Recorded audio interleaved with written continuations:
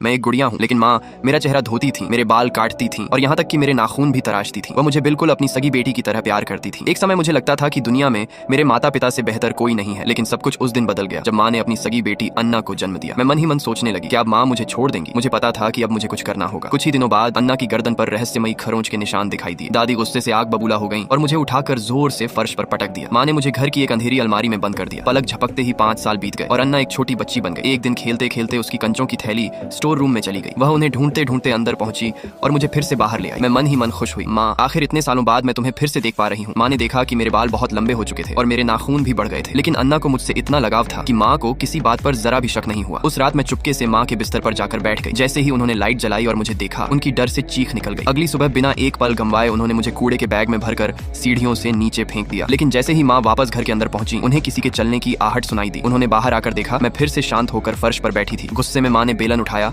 और मुझे मारने के लिए दौड़ी, लेकिन उनका हाथ वहीं रुक गया, क्योंकि जिस पर वार होने वाला था वह मैं नहीं बल्कि अन्ना थी, जो उसी जगह बैठी हुई थी। यह देखकर माँ की चीख निकल गई। उसी समय बाहर सफाई कर्मचारी दिखाई दिए। माँ दौड़ कर गईं और अपनी आंखों के सामने मुझे कूड़ा गाड़ी में फेंकवा दिया। तब जाकर उन्होंने राहत की सांस ली, लेकिन तभी अचानक एक तेज अलार्म बज उठा। माँ बाहर भागी तो देखा कि कूड़ा गाड़ी खराब हो गई थी और सफाई कर्मचारी उसके अंदर फंस गए थे। माँ की हिम्मत नहीं हुई कि वह और करीब जाए। उसी पल अन्ना घर से बाहर आई और उसकी बाहों में मैं फिर से मौजूद थी। मैंने तय कर लिया था कि माँ को उनके की एक छोटी सी सजा दूंगी। घर लौटने के बाद अन्ना लुका छिपी खेलने लगी और खेलते खेलते वॉशिंग मशीन के अंदर छिप गई, जो बेहद खतरनाक था। माँ ने उसे देख लिया और घबराकर तुरंत बाहर खींच लिया, लेकिन जल्दबाजी में उनका हाथ फिसल गया और अन्ना जोर से फर्श पर गिर पड़ी। माँ टूट गई और तुरंत उसे अस्पताल लेकर भागी। खुशकिस्मती से अन्ना की जान बच गई। जांच के दौरान डॉक्टर ने पिता को अलग ले जाकर धीरे से बताया कि अन्ना के पूरे शरीर पर अनगिनत खरोंचों और काटने के निशान मौजूद हैं। पिता को यकीन हो गया कि माँ अपनी ही बेटी के साथ अत्याचार कर रही है। उन्होंने माँ का मनोवैज्ञानिक इलाज शुरू करवाने का फैसला कर लिया। अस्पताल ले जाए जाने से पहले माँ बार बार पिता से विनती करती रही कि मुझे किसी मंदिर ले जाकर विधि विधान से बंधवा दिया जाए। माँ को तसल्ली देने के लिए पिता ने मेरी एक तस्वीर मंदिर के महंत को भेज दी। तस्वीर देखते ही महंत का चेहरा बदल गया। उन्होंने तुरंत चेतावनी दी कि मुझे बिना देर किए मजबूती से बांध दिया जाए, लेकिन पिता के एक सहकर्मी ने